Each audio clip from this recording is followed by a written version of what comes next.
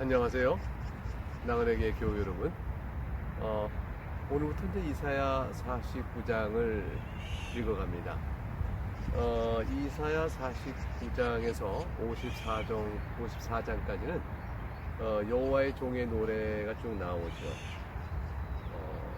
49장에서 이제 53장까지. 우린 첫 번째 여호와의 종의 노래를 42장에서 살펴봤는데, 오늘 읽은 49장은 이제 두 번째 여호와의 종의 노래가 나오고요. 그리고 50장의 세 번째, 그리고 이제 52장과 53장은 네 번째 여호와의 종의 노래가 나옵니다. 두 번째 여호와의 종의 노래인 49장은 노래하는 주체가 여호와의 종 자신입니다. 첫 번째 여호와의 종의 노래는 여호와께서 노래하신 것이었죠. 두 번째 여호와의 종의 노래는 여호와의 종 자신이 이제 여호와의 종으로 부름받은 사건, 그리고 하나님께서 여호와의 종의 모든 사역을 하나님께서 이루시고, 또 그를 통해서 여호와의 종이 영광을 받을 것을 우리에게 예언하시는 내용을 여호와의 종이 자신의 노래로 노래하는 내용들이 담겨져 있습니다. 이제 1절부터 한번 내용을 살펴보도록 하겠습니다. 섬들아 내게 들으라, 먼 곳 백성들아 귀를 기울이라. 여호와께서 태에서부터 나를 부르셨고 내 어머니의 복중에서부터 내 이름을 기억하셨으며. 여호와의 종을 내 사역으로 부르시는 내용이 나오죠. 태에서부터 어머니 복중에서부터 나를 불렀으니 하나님께서 부르심은 언제부터였겠어요? 영원전부터 계획하신 작전 가운데서 그를 불러내시고 부르심의 확실성을 이제 설명해 줍니다. 그런데 이것을 들으라고 초청하는 사람들이 이제 섬들이요, 먼 곳 백성이니까 온 보편적 모든 인류에게 여호와의 종의 세움을 알립니다. 여호와의 종의 사역이 단순히 바벨론에 포로됐던 이스라엘 백성만을 구하는 것이 아니고, 이러한 사역을 통해서 궁극적으로 여러분과 저를 포함한 이방인들도 다 불러내실 복된 구원 사역이기 때문에, 사실 하나님께서 이것을 섬들도 불러내고 먼 곳 나라에 있는 사람들 다 불러내시는 그런 보편적인 초청을 하시는 것이죠. 2절, 이 여호와의 종의 사역의 성격이 나옵니다. 내 입을 날카로운 칼같이 만드시고. 입을 날카로운 칼같이 만든다는 말은 그 여호와의 종의 입에서 나오는 말이 그만큼 영향력이 있고 힘이 있다는 것이에요. 그러니까 이제 여호와의 종의 사역이 말로 하는 사역인 것을 알 수 있습니다. 이 여호와의 종이 정말로 무력을 사용해서 하는 것이 아니고 영적 사역인 것을 우리가 바로 짐작할 수가 있게 되었죠. 나를 그들의 손이시며 소위 없은 능력을 뜻하고, 그들은 이제 보호를 뜻하니까 하나님께서 여호와의 종을 그의 능력으로 지켜주시면서 나를 갈고 닦은 화살로 만드사 그의 화살통에 감추시고, 강한 말씀의 능력을 아주 효과적으로 사용할 수 있도록 준비시키고 있다는 뜻으로 이해할 수 있겠습니다. 3절에 내게 이르시되 하나님께서 너는 나의 종이요 내 영광을 네 속에 나타낼 이스라엘이라 하셨느니라. 왜 여호와의 종을 가리켜서 이스라엘이라고 할까요? 이것도 이스라엘이라는 어떤 민족 전체를 말하는 것이 아니고, 참 이스라엘, 하나님과 언약 관계 속에서 하나님을 아버지라 부르고 하나님 뜻대로 섬겨나가는 참 이스라엘의 모습의 대표자여 전형을 여호와의 종이 보여주는 것이죠. 예수님께서 하나님의 자녀가 어떠해야 할 것인가를 그냥 메시아로서 보여주시잖아요. 그러니까 우리가 이제 구원을 받은 이후에 하나님 자녀로서 그 아들의 형상을 담기에 힘을 써 나간다. 이것이 우리의 신앙의 부르밀 터인데, 그것에 비추어서도 예수님께서는 바로 구원받은 모든 백성들의 대표자다, 전형이다. 그것의 완성을 보여주고 계시다, 이렇게 볼 수 있습니다. 그래서 내 속에 나타낼 이스라엘이라 이렇게 말씀이 나온 것이죠. 4절, 그러나 나는 말하기를 내가 헛되이 수고하였으며 유익하게 공연히 내 힘을 다하였다 하였도다. 이게 참 이상한 말씀이 나와요.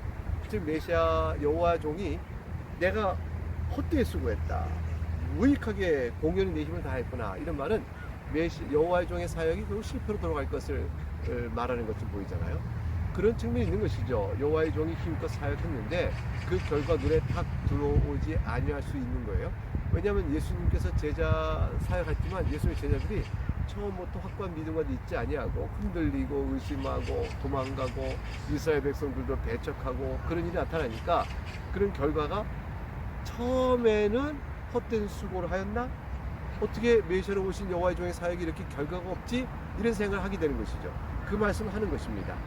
내가 헛되이 수고하였으면 무익하게 공의의 힘을 다하였도다. 그게 이제 여호와의 종의 탄식이에요.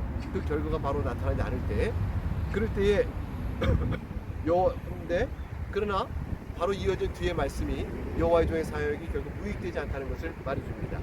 참으로 나에 대한 판단이 여호와께 있고 나의 보응이 나의 하나님께 있느니라. 이것은 그렇지만 내가 과연 내가 한 사역이 어떻게 될 것인가 하는 것은 사람들의 반응으로 바로 하는 것이 아니고 하나님께서 아시는 것이요 내 사역의 결과도 하나님께서 주장하실 것이다. 결국 이제 이 말은 아이러니가 있죠. 여호와의 종으로 오셔서 이스라엘 백성, 하나님의 백성을 구원해 내시는데 그가 죽으시며 고난이요 배척이요 상처를 받음으로 그것을 이루어 가시니까 그 과정의 역설적 측면에서 공연히 수고했고 모든 것이 헛된 수고가 됐다는 이제 탄식조의 표시가 나오게 된 것입니다. 5절 그러나 보세요. 이제 여호와께서 말씀하시나니 그는 태에서부터 나를 그의 종으로 지으시니요 야곱을 그에게로 돌아오게 하시는 이시니 이스라엘이 그에게로 모이는도다. 결국 하나님께서 능력을 붙드셔서 여호와의 종의 사역을 완성케 합니다. 영적으로 이스라엘 백성이 여호와의 종의 말씀을 듣도록 다 모이도록 하시는 것이죠. 이스라엘이 그에게로 모이는도다 하였습니다. 그러므로 내가 여호와 보시기에 영화롭게 되었으며 나의 하나님 나의 힘이 되셨도다. 결국 하나님께서 역사해 주시고 또 그 여호와의 종의 모든 사역을 열매 맺도록 하심으로 인해서 여호와 보시기에 영화롭게 이제 예수 그리스도께서 죽기까지 순종하심으로 하나님께서 그를 높여 모든 만국의 주가 되게 하셨다라는 말씀을 상기해 보면 이 말씀이 그런 내용을 전달하는구나 하고 이해할 수 있게 될 것입니다. 6절에 그가 이르시되 네가 나의 종이 되어 야곱의 지파를 일으키며 이스라엘 중에 보존된 자를 돌아오게 할 것은 매우 쉬운 일이라. 여호와의 종의 사역이 헛됐나 싶을 때 하나님 6절에 다시 말씀하십니다. 아주 쉬운 일이다. 먼저 아브라함의 자손 바벨론에 포로된 자를 돌이키는 것은 아주 쉬운 일이에요. 이게 어떻게 쉬울 수 있을까요? 무엇에 비유해 쉬울 수 있을까? 이 일 자체가 쉬운 일이 아니죠. 그러나 하나님께서 종을 세워서 바벨론을 무너뜨립니다. 그리고 그 일을 해내시는데 이 일이 얼마나 어려운 일이에요. 얼마나 놀라운 일이에요. 그런데 이 일은 쉽다고 얘기하셨어요. 왜냐하면 더 큰 일이 있기 때문이죠. 더 큰 일이 뭐냐면 6절 읽었던 그 다음에 오게 되면 내가 또 너를 이방의 빛으로 삼아 나의 구원을 베풀어서 땅끝까지 이르게 하리라. 이방인들까지 다 물론의 구원을 하실 것이니까 한국 땅에 있는 우리들도 지금 사는 우리들도 이 부름 앞에 나와 구원을 받게 되는 일이 있으니까 어마어마한 일이잖아요. 상상할 수 없는 일이잖아요. 이런 일에 비춰보게 되면 바벨론의 이스라엘 백성 구원해내는 것은 쉬운 일이 되고 마는 겁니다. 사도 바울이 바나바와 함께 복음을 전할 때 비시디아 안디옥에서 바로 이 말씀을 인용하죠. 이스라엘 백성 중에 보존된 자를 돌아오게 할 것이고 이방의 빛으로 삼아 나의 구원을 땅끝까지 이르게 할 것이다 라는 말씀을 결국 씁니다. 결국 곳곳에 복음을 전하러 간 선교사님들은 다 이 말씀 가운데서 그들의 사역의 의미와 확신을 가졌죠. 7절 이스라엘의 구속자 이스라엘의 거룩하신 이이신 여호와께서 사람에게 멸시를 당하는 자 백성에게 미움을 받는 자 관원들에게 종이 된 자에게 누굴까요? 고난받는 종이죠. 여호와의 종인데 배척을 받고 왕으로서의 대접은 고사하고 배척받고 미움받는 것을 표시하고 있습니다. 그런 자에게 이같이 이르시되 그러나 왕들이 보고 일어서며 고관들이 경배하리니 완전한 변화가 생깁니다. 여호와의 종이 처음엔 배척과 미움과 멸시받지만 그가 왕들과 고관들과 오히려 경배받는 일로 바뀌게 되어집니다. 이는 왜 그럴까요? 이스라엘의 거룩하신 이 신실하신 여호와 그가 너를 택하였음이니라. 하나님께서 그를 택하여 부르시기 때문에 이런 일이 나타나게 될 것입니다. 8절부터 내용을 보겠습니다. 그래서 8절부터 13절까지는 여호와의 종을 통해 하나님께서 과연 계획하신 그 일을 어떻게 완성케 하시는가를 우리에게 보여줍니다. 8절 여호와께서 이같이 이르시되 은혜의 때에 내가 네게 응답하였고, 즉 은혜의 때에 내가 여호와의 종에 응답하였다는 뜻이에요. 여기서 네게라는 것은 여호와의 종을 가리킵니다. 구원의 날에 내가 너를 도왔다다. 즉 여호와의 종을 도왔다다. 여호와의 종이 구원하는 일을 할 때에 일이 있을 것임을 확실하게 말씀해 주신 것이죠. 내가 장차 너를 보호하여 너를 백성의 언약으로 삼으며 나라를 일으켜. 여기서 나라는 것은 약속의 땅을 가리키는 말이에요. 땅을 일으켜 가나안 땅으로 다시 너를 회복하게 하여 그들에게 그 황무하였던 땅을 기업으로 상속하게 하리라. 땅을 이제 하나의 예표로 쓰는 것이죠. 땅을, 가나안 땅을 다시 회복하게 하는 은혜를 베푸심으로 말미암아 그러므로 인해서 여호와의 종을 하나님께서 그 사랑하는 백성들과의 언약으로 삼으신다. 그 말씀. 그래서 우리와 하나님 사이의 언약이 누구예요? 예수 그리스도죠. 그리스도 안에서 우리가 언약의 안에 들어가는 거 아니겠어요? 그럼 같은 맥락을 보시면 되겠습니다. 9절에 내가 잡혀있는 자에게 이르기를 나오라 하며 흑암에 있는 자에게 나타나라 하리라. 다시 이제 계속된 여호와의 종을 통한 구원 사역이 어떤 결과를 낳을 것인지 말해줍니다. 그들이 길에서 먹겠고 모든 헐벗은 산에도 그들의 풀밭이 있을 것인즉, 먹을 것이 있고 길에서도 먹을 것이 있어요. 헐벗은 산이었으나 이제는 풀밭으로 바뀝니다. 10절 그들이 줄이거나 목마르지 아니할 것이며 더위와 볕이 그들을 상하지 아니하리니 이는 그들을 긍휼히 여기시는 이가 그들을 이끌되 샘물의 근원으로 이끄실 것이다. 샘물의 근원으로 이끌을 받는 자는 복이 있죠. 그래서 11절 내가 나의 모든 산을 길로 삼고 나의 대로를 도두리니 12절 어떤 사람은 먼 곳에서 어떤 사람은 북쪽과 서쪽에서 어떤 사람은 시림 땅에서 오리라. 사방 동서남북에 다 불러 모아 샘물의 근원으로 인도하십니다. 예수님께서 사마리아 여인에게 네가 생수의 근원이 되게 하는 물을 주겠다 하셨습니다. 바로 이 말씀의 성취를 의미하시는 것이죠. 13절에 그러니 이렇게 자기 백성을 여호와의 종을 통해 구원하신 하나님의 놀라운 사역을 들었은즉 우리 어떻게 할까요? 기뻐하고 그를 찬양해야 되지 않겠습니까? 그게 13절이에요. 하늘이여 노래하라, 땅이여 기뻐하라. 하늘과 땅을 다 소환하여 찬양할 것을 말합니다. 산들이여 즐거이 노래하라. 여호와께서 그의 백성을 위로하였은즉 그의 고난당한 자를 긍휼히 여길 것입니다. 사랑하는 여러분, 우리의 위로는 하나님의 긍휼하심에 있습니다. 우리 주 예수 그리스도에게 있습니다. 이제 14절과 26절을 우리가 남겨두고 있습니다. 바벨론의 포로로 잡혀있는 이스라엘 백성에게 하나님께서 그들을 다시 회복시켜 영광스럽게 해주실 것을 약속하고 있습니다. 그 약속이 정말로 이루어질까요? 그럼요. 왜냐하면 하나님께서 오늘 본문에 우리가 잘 알고 있는 말씀, 자기 백성을 절대로 잊어버리지 않는다는 말씀이 이어져 나옵니다. 14절 오직 시온이 이르기를 여호와께서 나를 버리시며 주께서 나를 잊으셨다 하였거니와. 시온이 의심하는 거예요. 자신이 당한 고난 때문에, 절망 때문에 하나님 나를 잊으셨구나 이렇게 말하겠지만 15절 여인이 어찌 그 젖 먹는 자식을 잊겠으며 자기 태에서 난 아들을 긍휼히 여기지 않겠느냐. 그들은 혹시 잊을지라도 나는 너를 잊지 아니할 것이다. 놀라운 말씀이잖아요. 젖 먹는 자식을 여인이 잊는 일이 있겠느냐. 그렇지 않겠냐. 자기 태에서 난 아들을 긍휼히 여기지 않겠냐. 그런 일이 없겠지 않겠냐. 그럼 혹 그런 일이 있다 할지라도 나는 너를 결코 잊지 않을 것이다. 16절 나는 너를 내 손바닥에 새겼다. 너의 성벽이 항상 내 앞에 있나니. 이 성벽은 예루살렘 성벽이에요. 거룩한 성 예루살렘 성벽이 항상 내 앞에 있으니 항상 기억한다. 17절 그러므로 회복이 이루어질 때 네 자녀들은 빨리 걸으며 너를 헐며 너를 황폐하게 된 자들은 너를 떠나가리라. 여기서 이제 대꾸가 나와요. 너의 자녀들은 누구와 대꾸냐면 너를 헐며 너를 황폐하게 된 자들과 대꾸입니다.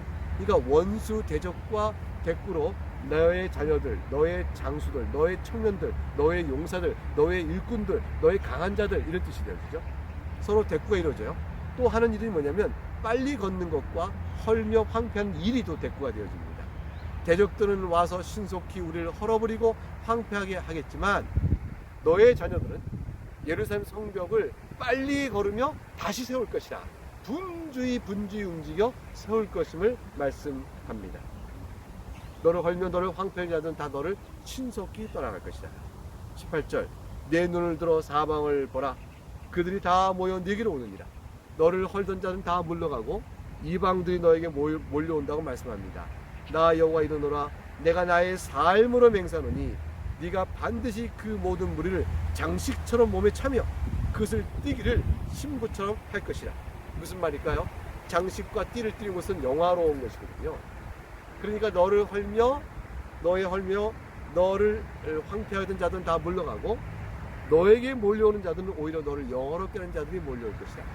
이방으로부터 예루살렘이 회복되어져 하나님의 백성이 회복되어져 영광을 입게 될 것을 말씀하는 내용입니다.